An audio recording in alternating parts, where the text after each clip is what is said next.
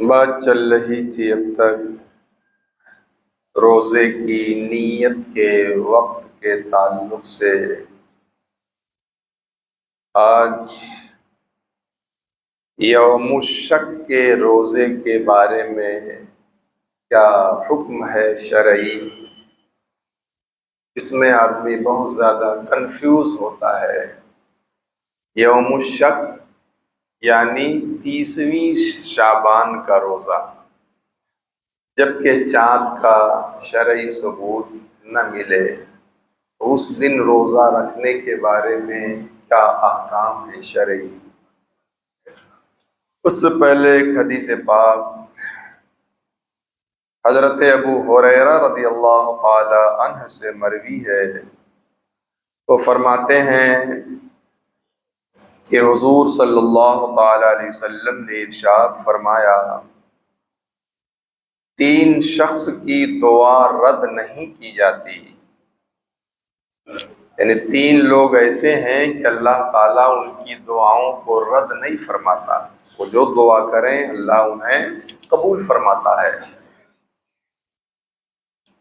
روزہ دار جس وقت افطار کرتا ہے، یعنی ایک تو روزے دار کی دعا ہے افطاری کے وقت، یعنی افطاری کے وقت جو دعا کرتا ہے اللہ تعالیٰ اس کی دعا کو رد نہیں فرماتا، اس لیے افطاری کے وقت خاص طور سے اپنے لیے، اپنے اہل خانہ کے لیے، پوری امت مسلمہ کے لیے دعا کرنی چاہیے، اور جو دوسروں کے لیے دعا کرے گا تو اللہ اس کے لیے اس کے حق میں تو قبول فرمائے گا ہی۔ جو دوسروں کا بھلا چاہتا ہے تو اللہ اس کا بھلا کرتا ہی کرتا ہے۔ اور بادشاہ عادل اور مظلوم کی دعا، اس کو اللہ تعالیٰ ابر سے اوپر بلند فرماتا ہے اور اس کے لیے آسمان کے دروازے کھولے جاتے ہیں، اور اللہ رب العزت فرماتا ہے، مجھے اپنی عزت و جلال کی قسم ضرور تیری مدد کروں گا اگرچہ تھوڑے زمانے کے بعد۔ یعنی جیسے روزہ دار کی دعا افطار کے وقت اللہ رد نہیں فرماتا، ایسے ہی بادشاہ عادل یعنی انصاف کرنے والا بادشاہ جو اپنے ملک کے ساتھ، رعایا کے ساتھ عدل و انصاف کرتا ہے، ہر ایک کو ایک نظر سے دیکھتا ہے، اور ہر ایک کے ساتھ چاہے وہ چھوٹا ہو، چاہے وہ بڑا ہو، چاہے امیر ہو، چاہے غریب ہو، چاہے کسی بھی برادری سے تعلق، یعنی کچھ بھی نہیں دیکھتا، صرف وہ عدل و انصاف دیکھتا ہے۔ اور یہ چیز دیکھیں گے آپ تو خلفائے راشدین کے زمانے میں بدرجہ عتم پائی جاتی ہے۔ حضرت ابو بکر صدیق، عمر فاروق اعظم اور عثمان غنی اور مولا علی رضوان اللہ تعالی علیہ مجمعین، ان کا جو زمانہ ہے یہ مکمل طور پر عدل و انصاف کا زمانہ رہا۔ تو ایسا بادشاہ جو انصاف کرنے والا ہو، اللہ کی بارگاہ میں جو دعا کرے اللہ رد نہیں فرماتا۔ ایسے ہی مظلوم یعنی جس پر ظلم کیا گیا، جس پر ظلم ڈھایا جا رہا ہو، آج دیکھیں گے دنیا میں تو زیادہ تر مظلوم ہی پائے جائیں گے۔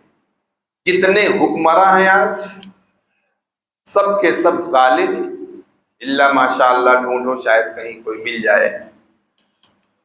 تو جب ظالم ہیں تو ظاہر بات ہے وہ اپنی رعایا پر، اپنے ملک کے لوگوں پر ظلم کرتے ہیں۔ تو مظلوم جو دعا کرتا ہے اللہ تعالیٰ اس کی بھی دعا کو رد نہیں فرماتا، اور اس کے لیے آسمان کے دروازے کھول دیے جاتے ہیں، اور اللہ قسم کھا کے فرماتا ہے، میں تمہاری دعا ضرور سنوں گا، تمہاری مدد ضرور کروں گا اگرچہ تھوڑے وقت کے بعد۔ یعنی اس کے وہاں ہر کام کا وقت متعین ہے، وقت سے پہلے کچھ نہیں ہوتا، ہم جلدی کرتے ہیں لیکن اس کے وہاں وقت متعین ہے، وہ سنتا بھی ہے اور مدد بھی ضرور فرماتا ہے۔ تو بات یوم الشک کے روزے کی۔ یوم الشک یعنی شعبان کی 30ویں تاریخ کو. ایک 30ویں تاریخ طے ہے تو کوئی مسئلہ ہی نہیں ہے. جب طے ہے کہ 30 تاریخ ہے، چاند نہیں ہوا، کلیئر ہے. اور ایک یہ ہے کہ چاند ہوا کہ نہیں ہوا، بادل ہے، ابر ہے، لوگ دیکھ نہیں سکے، تو اب وہ شک کا دن ہو گیا. اسی کو کہتے ہیں یوم الشک. یعنی کسی وجہ سے چاند 29 کا نہیں دیکھا گیا اور 30 کے بارے میں کوئی ثبوت شرعی نہیں پایا گیا، اس دن کیا کرے روزے کے تعلق سے؟ تو شعبان کی 30ویں تاریخ کو نفل خالص کی نیت سے روزہ رکھ سکتے ہیں، اور نفل کے سوا کوئی اور روزہ رکھا تو مکروہ ہے. یعنی خالص نفل، وہ بھی جسے اعتماد ہو اپنے اوپر پورا پورا کہ وہ نفل ہی کی نیت اور اس کے علاوہ کسی اور روزے کی نیت نہیں، ورنہ دوسرا روزہ رکھنا مکروہ ہے. خواہ مطلق روزہ کی نیت ہو یا فرض کی یا کسی واجب کی، خواہ نیت متعین کی ہو یا تردد کے ساتھ، یہ سب صورتیں مکروہ ہیں.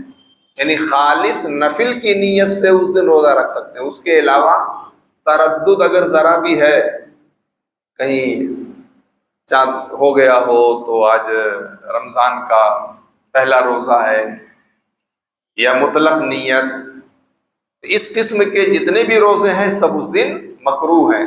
بس خالص نفلی روزہ رکھ سکتا ہے آدمی. اگر 30ویں تاریخ ایسے دن ہوئی کہ اس دن روزہ رکھنے کا عادی تھا تو اسے روزہ رکھنا افضل ہے. مثلا کوئی شخص پیر یا جمعرات کا روزہ رکھا کرتا ہے اور 30ویں اسی دن پڑی تو روزہ رکھنا افضل ہے. یعنی اگر پہلے سے کسی کا معمول چلا آ رہا ہے ہر جمعرات کو روزہ رکھنے کا، جمعرات جمعہ روزہ رکھنے کا، یا پیر اور منگل روزہ رکھنے کا، بہت سارے لوگ ہیں ہفتے میں 2 دن روزہ رکھتے ہیں، تو جو اس کے ہفتے میں روزہ رکھنے کا دن تھا اسی دن 30ویں شعبان پڑی، تو اب وہ جو روزہ رکھتا تھا اس کے لیے افضل ہے کہ وہ روزہ اس دن رکھے. یوں ہی اگر چند روز پہلے سے رکھ رہا تھا تو اب یوم الشک میں کراہت نہیں. یعنی 1 ہفتہ پہلے سے اس نے روزہ رکھنا شروع کیا، رکھتا آ رہا تھا، اسی میں 30ویں شعبان کا بھی روزہ آ گیا، تو اس کے لیے یوم الشک وہ نہیں ہے، لہذا وہ روزہ رکھے جو رکھتا آ رہا نفلی روزہ.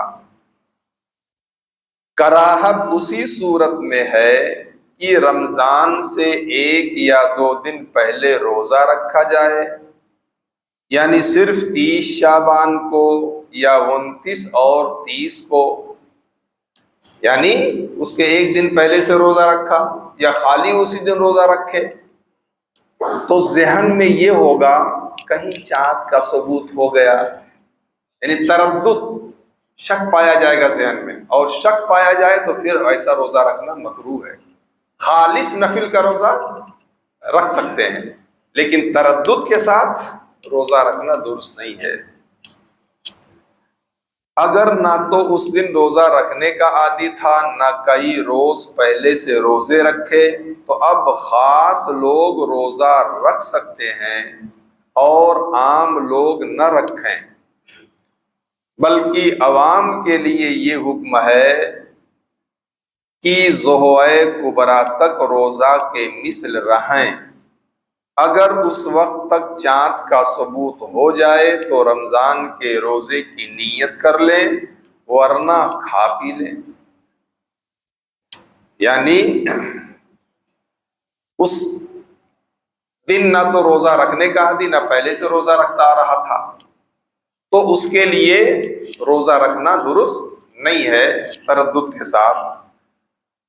عام لوگوں کے لیے ہاں، یہ خاص لوگوں کے لیے کہ جو خالص کسی ایک روزے کی نیت کر سکتے ہیں اور اسی پر ان کا دل جمع رہے گا، تردد نہیں ہوگا، وہ رکھ سکتے ہیں۔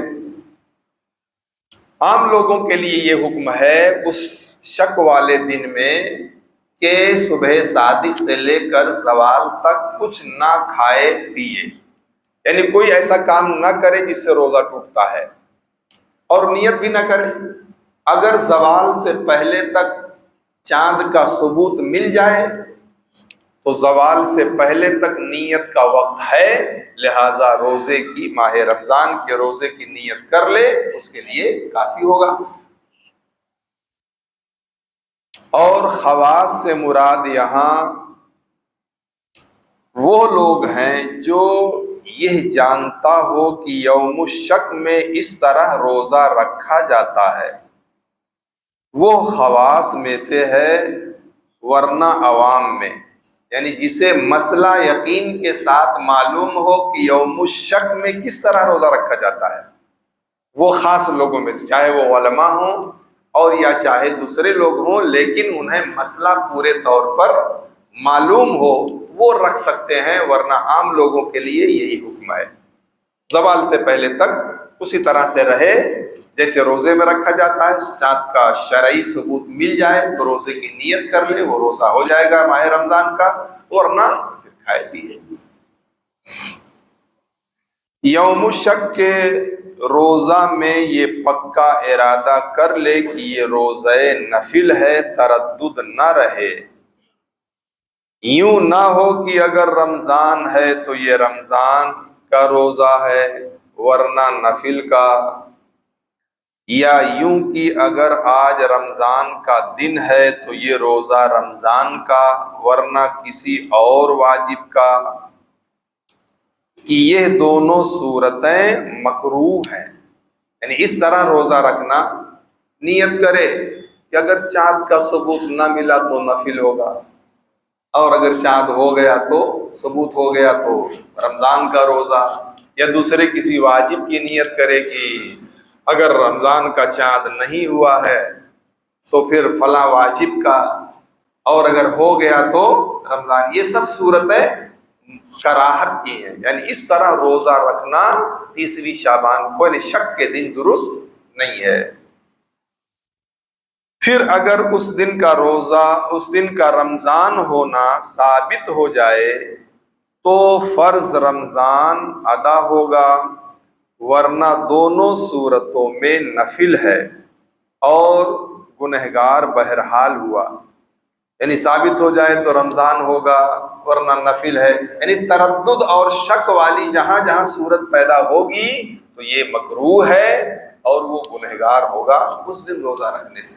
تو مقصد تو تھا اجر و ثواب حاصل کرنا، اور بجائے اجر و ثواب کے گنہگار ہوا، تو پھر ایسا روزہ نہیں رکھنا چاہیے۔ اور یوں بھی نیت نہ کرے کہ یہ دن رمضان کا ہے تو روزہ ہے ورنہ روزہ نہیں، ہے نا؟ اس طرح بھی نیت نہیں کر سکتے، یہ دن اگر رمضان کا ہے تو روزہ، اور نہیں ہے تو روزہ ہی نہیں، ایسا بھی نیت کرنا درست نہیں ہے۔ کہ اس صورت میں نہ نیت ہی ہوئی اور نہ روزہ ہوا، اور اگر نفل کا پورا ارادہ ہے مگر کبھی کبھی دل میں یہ خیال گزر جاتا ہے کہ شاید آج رمضان کا دن ہو تو اس میں حرج نہیں۔ حاصل یہ کہ خالص نفل کی نیت سے روزہ رکھ سکتے ہیں شک والے دن میں۔ اگر کبھی کبھی ایسا خیال آ جاتا ہو تو وہ شیطانی وسوسہ ہوگا، یعنی دل میں جب یہ بات جم گئی ہے اور ایک پہلو پر دل مطمئن ہو گیا ہے کہ نفلی روزہ ہے تو محض خیال کا اعتبار نہیں ہوگا، وہ شیطانی وسوسہ ہو سکتا ہے، تو اس طرح سے نفلی روزہ رکھ سکتا ہے۔ تردد اور شک کے ساتھ ایسا ویسا، یہ ہوگا تو یہ ہے، وہ ہوگا تو وہ، اس طرح سے روزہ نہیں رکھ سکتے۔ عوام کو جو یہ حکم دیا گیا کہ ظہر کبریٰ تک انتظار کریں، جس نے اس پر عمل کیا مگر بھول کر کھا لیا پھر اس دن کا رمضان ہونا ظاہر ہوا تو روزہ کی نیت کر لے، ہو جائے گا کہ انتظار کرنے والا روزہ دار کے حکم میں ہے اور بھول کر کھانے سے روزہ نہیں ٹوٹتا۔ یعنی ابھی نیت تو نہیں کیا تھا، مگر یہ سوچ کر کے کبھی چاند کا ثبوت ہوا نہیں ہے تو ایسا کوئی کام نہیں کیا کہ جس سے روزہ ٹوٹ جائے۔ ہاں، یہ دھیان میں نہیں رہا کہ آج چاند کا ثبوت ہو سکتا اور کھا پی لیا، اور پھر بعد میں چاند کا شرعی ثبوت مل گیا تو نیت کر لے، وہ روزہ مانا جائے گا۔ جس طرح حالت روزہ میں بھول کر کھانے پینے سے روزہ نہیں ٹوٹتا، ایسے ہی اس حال میں بھی اگر کھا پی لیا، یاد نہیں رہا، تو بھی روزہ مانا جائے گا اور نیت کر لینے پر اس کا روزہ درست ہوگا۔ اور انشاءاللہ آئندہ آپ اور بھی اس کے علاوہ یہ مخصوص خاص مسائل عرض کرتے ہیں جو ہماری سمجھ میں آ سکیں۔ کوشش ہوتی ہے ہماری کہ ہم اس کو سمجھا دیں آسانی کے ساتھ، آسان لفظوں میں، ورنہ بہت ساری باتیں ایسی ہیں جو ایسی ٹیڑھی ہیں کہ ہر ایک کے سمجھ میں نہیں آئے۔ تو اس بیان کے بعد بھی اگر آپ کے ذہن میں کوئی ایسی بات ہو یا سوال ہو یا سمجھ میں نہ آیا ہو تو آپ بعد میں پوچھ سکتے ہیں، یعنی اس وقت بھی آپ بیان کے بعد بھی پوچھ سکتے ہیں، اور بعد میں جب چاہیں آپ، جو چاہیں آپ کبھی بھی پوچھ سکتے ہیں۔ تنزیہی دو مکروہ ہوتے ہیں۔ مکروہ کا مطلب اللہ کو ناپسند، اور تحریمی کا مطلب سخت ناپسند، اور تنزیہی کا مطلب ہلکا ناپسند، اس میں گناہ نہیں ہوتا ہے، اور مکروہ تحریمی میں گناہ بھی ہوتا ہے، یہ فرق ہے۔ اور جب مطلق بولا جاتا ہے، مکروہ جہاں لفظ آتا ہے تو وہاں مکروہ تحریمی مراد ہوتا ہے۔